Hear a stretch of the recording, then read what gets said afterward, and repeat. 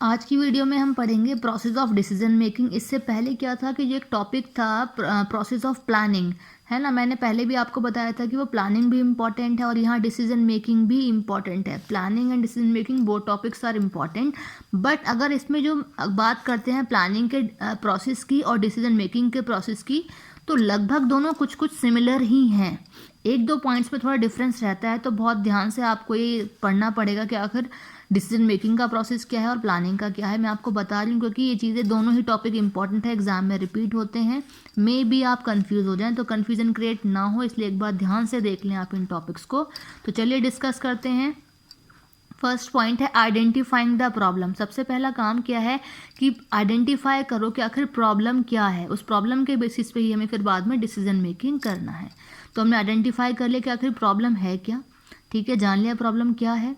आगे लिखा है डायग्नोजिंग द प्रॉब्लम, कि जो प्रॉब्लम है उसको डायग्नोज करके देखेंगे कि आखिर प्रॉब्लम क्यों आई, क्या रीजंस रहे, क्या हमारी कमियां रहीं, किसकी वजह से आई, क्या ऐसा नेगेटिव पॉइंट हमारा हुआ या नेगेटिव पॉइंट हमारा रहा जिसकी वजह से हमें प्रॉब्लम वो फेस करनी पड़ी या प्रॉब्लम अराइज हुई, ठीक है, ये भी देख लिया। आगे लिखा है डिस्कवर ऑल्टरनेटिव्स।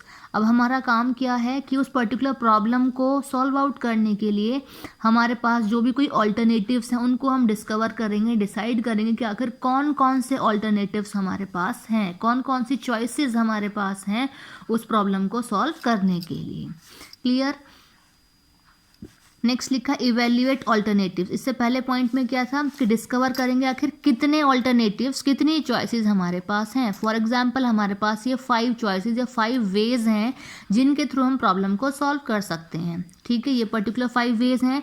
नेक्स्ट पॉइंट में कहता है इवेल्युएट ऑल्टरनेटिव्स, की 1 बाय 1 इन ऑल्टरनेटिव्स को हम इवेल्युएट करेंगे। फॉर एग्जाम्पल हमने ये वाला सीन सिर्फ थिंकिंग कर रही है अभी, है ना, क्योंकि हमें डिसीजन लास्ट में लेना है ना, तो हमने सोचेंगे कि जो फर्स्ट वाला है अगर इस पर्टिकुलर वे के थ्रू, इस पर्टिकुलर चॉइस के थ्रू हम काम को करेंगे, ठीक है, तो हमारा रिजल्ट क्या रहेगा, कितना रिजल्ट रहेगा, कितनी मैन पावर रहेगी, कितना एक्सपेंस लगेगा कंपनी में काम को करने के लिए, कितना टाइम लगेगा, ये सारी चीज़ें हम यहाँ पे देख लेंगे।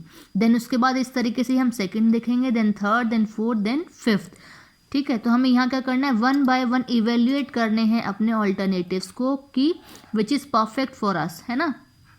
नेक्स्ट है सेलेक्ट द बेस्ट ऑल्टरनेटिव्स, कि इन सभी में से जो एक हमें लग रहा है परफेक्ट है, जिससे हमारा रिजल्ट ज़्यादा अचीव हो रहा है, परफेक्ट अचीव हो रहा है, कम टाइम में अचीव हो रहा है, हम उस एक पर्टिकुलर ऑल्टरनेटिव को क्या करेंगे, सेलेक्ट कर लेंगे, ठीक है। सेलेक्ट कर लिया इन सब में से एक।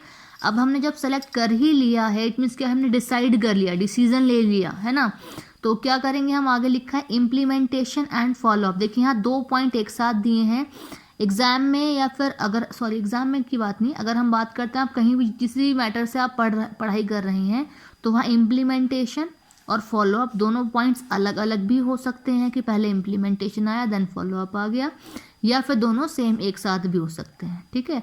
तो प्रॉब्लम कुछ नहीं है इसमें, समझ लीजिए क्या है दोनों में डिफरेंस। इम्प्लीमेंटेशन का मतलब है कि जो हमने डिसाइड किया था एक ऑल्टरनेटिव, ठीक है, उसको इम्प्लीमेंट मतलब अप्लाई कर देंगे, ठीक है, क्योंकि आप डिसाइड कर चुके हैं कि which is better for us. अब जब वो बेटर होगा उसके अकॉर्डिंग आप उसको अप्लाई कर देंगे कंपनी में, ठीक है, वर्किंग में लेकर के आ जाएंगे। ये हो गई हमारा इम्प्लीमेंटेशन। आगे लिखा है फॉलोअप। फॉलोअप का मतलब है स्टार्टिंग, जब काम स्टार्ट हो जाएगा उसके अकॉर्डिंग, उस डिसीजन के अकॉर्डिंग, तो एट लास्ट में हम क्या करेंगे, स्टार्टिंग टू एंड चीज़ों को चेकआउट करके देखेंगे कि क्या हमने जिस चीज़ को लेकर के या सोच करके डिसीजन लेकर के उस चीज़ को अप्लाई किया है, इम्प्लीमेंट किया है, क्या उसके अकॉर्डिंग हमारा रिजल्ट आ भी रहा है या नहीं आ रहा, या कैसा रिजल्ट आ रहा है, कुछ परफेक्शन चल रही है या नहीं आ रहा है, प्रॉफिटेबल चीज़ें हैं हमारे पास इसके रिलेटेड या नहीं है, मतलब इस चीज़ को हम यहाँ पे फॉलोअप करके देखेंगे, ठीक है। तो ये हमारा इम्प्लीमेंटेशन एंड फॉलोअप। यहाँ इस पॉइंट में दोनों चीज़ें एक साथ हैं, अगेन बता रही हूँ कि दोनों पॉइंट अलग अलग से भी हो सकते हैं, नो प्रॉब्लम, है ना। तो आई होप आपको क्लियर हो गया हो। तो एक बार और बता रही हूँ कि प्लानिंग एंड डिसीजन मेकिंग दोनों के प्रोसेस नियर अबाउट सेम से ही हैं, तो कन्फ्यूज़न क्रिएट नहीं करनी है ना, और एग्ज़ाम के लिए दोनों टॉपिक इम्पॉर्टेंट भी हैं।